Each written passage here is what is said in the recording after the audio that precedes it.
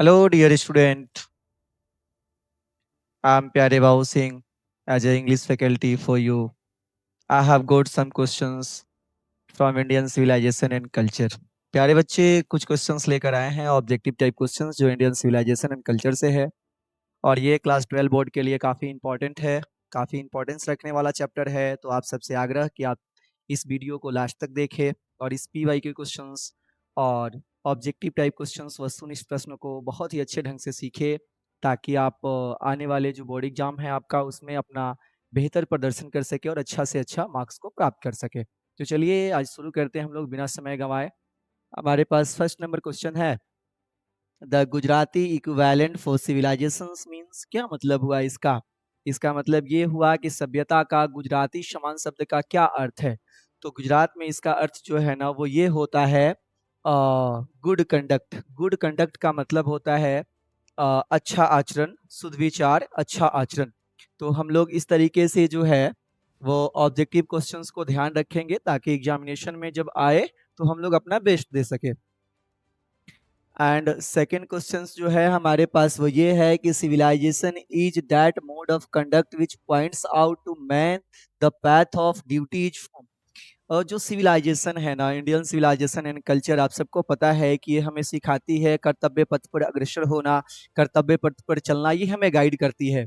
तो ये पूछा जा रहा है कि आखिरकार ये किस चैप्टर से लिया गया लाइन है कि जो हमारा सिविलाइजेशन है जो हमें कर्तव्य पथ पर चलना सिखाता है। तो आप सबको पता है कि इसकी चर्चा इंडियन सिविलाइजेशन एंड कल्चर में की गई है। ऐसा इसलिए कि आप सब जानते हैं कि हमारा सिविलाइजेशन काफी महत्वपूर्ण सिविलाइजेशन है जो हमें ईश्वर में आस्था रखना और कर्तव्य पथ पर चलना सिखाता है। तो आप ऐसे याद रखेंगे कि इंडियन सिविलाइजेशन एंड कल्चर के अंतर्गत ये सिविलाइजेशन बताती है, क्या बताती है कि हमें अपने कर्तव्य पथ पर चलना चाहिए। एंड थर्ड नंबर क्वेश्चन जो है हमारे पास वो ये है कि dash were rulers of Egypt. आप सबको पता है बहुत अच्छे से कि जो इजिप्ट है ना, जो मिस्र देश है ना, उसके जो शासक थे वो कौन से लोग थे, वो कैसे लोग थे। जो शासक थे वहां के शाही परिवार से थे, राजा हुआ करते थे। तो आप सबको पता है कि अमेरिकाज है क्या? नहीं, ये नहीं है। फिरकास है क्या? नहीं, ये भी नहीं है। इंडियंस थे क्या? नहीं, ये भी नहीं है।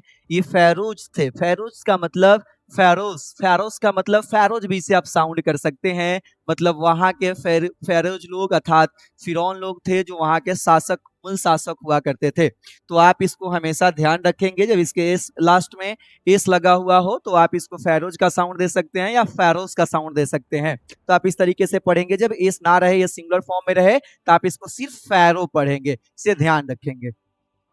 एंड फोर्थ नंबर क्वेश्चन जो है हमारे पास वो ये है कि India remains immovable that is हर।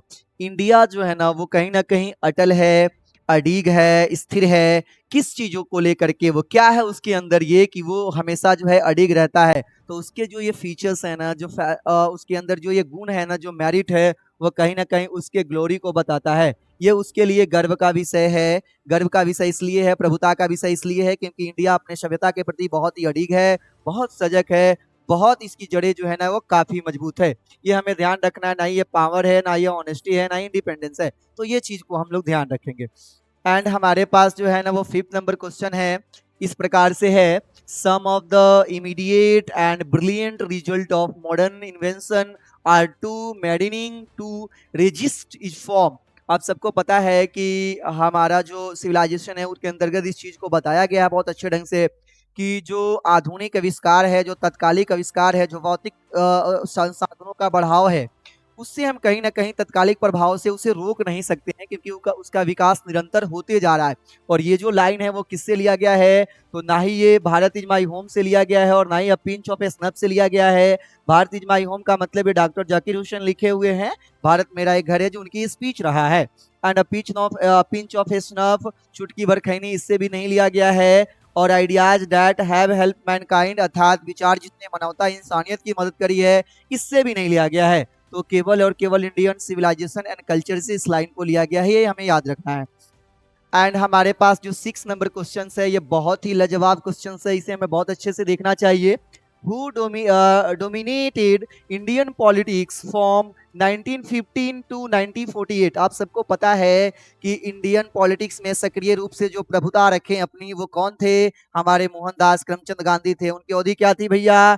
तो 1915 से लेकर के 1948 तक उनकी प्रभुता रही है भारतीय राजनीति में, यह ध्यान रखना है। तो ना ही वो ऐसी बॉस थे और ना ही ये हमारे जेएल नेहरू जी थे और ना ही सरदार पटेल थे और केवल हमारे जो है ना वो मोहनदास करमचंद गांधी थे।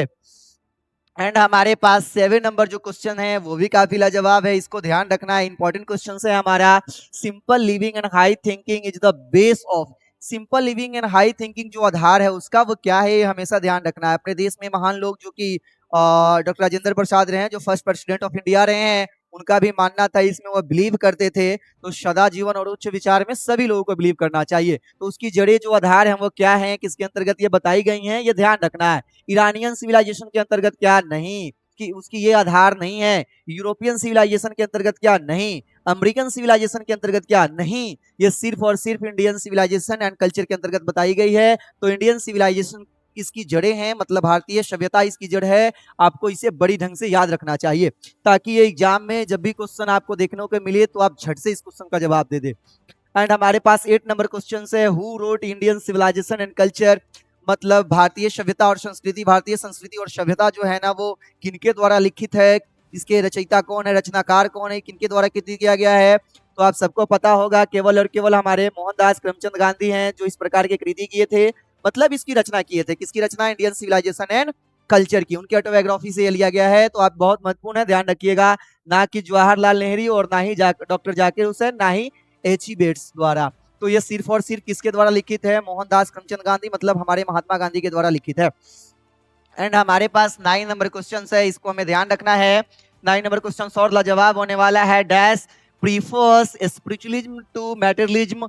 अब यहाँ ध्यान देना है कि वो कौन से व्यक्ति थे, है ना। 4 व्यक्तित्व का नाम दिया है, व्यक्ति का नाम दिया है, चारों महान है अपने आप में। तो हमें ये ध्यान रखना है कि वैसे व्यक्ति जो कहीं ना कहीं भौतिकवाद से ज्यादा वो जो है ना प्रीफर करते थे एस्पिरिचुअलिज्म को, मतलब वो ज्यादा आध्यात्मिक थे, अध्यात्म को फॉलो करते थे। अध्यात्म से उनका मतलब था ईश्वर में उनकी आस्था थी। वो भौतिक संसाधनों से दूर रहना पसंद करते थे, मतलब वो उनको पसंद नहीं था जो इंसान को गुलाम बना देती है। तो हमें ध्यान रखना है ये केवल और केवल प्रीफर करते थे हमारे मोहनदास करमचंद गांधी, ये ध्यान रखना है।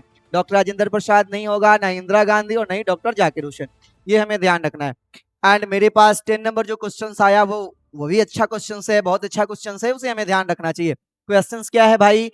In no part of the world and under no civilizations, have all men attained perfections each form। अब बताइए ये कहां से लिया गया है, ये क्या कह रहा है? कह रहा है दुनिया की कोई भी वैसी स्थल, स्थान या कोना नहीं है या कोई सिविलाइजेशन मतलब सभ्यता जिसके अंतर्गत मानव को, इंसानों को परिपक्व निपुण बताया गया हो। बिल्कुल सही है, ऐसी कोई सिविलाइजेशन भी नहीं है और दुनिया की ऐसी कोई प्लेस नहीं है जहां इस बात को डिफाइन की जा सके कि इंसान परिपक्व है या निपुण है। तो हमें ध्यान रखना है किसके अंतर्गत कही गई बात है, ये किससे लिया गया है, किस चैप्टर से लिया गया है, किस पार्ट से, किस लेसन से लिया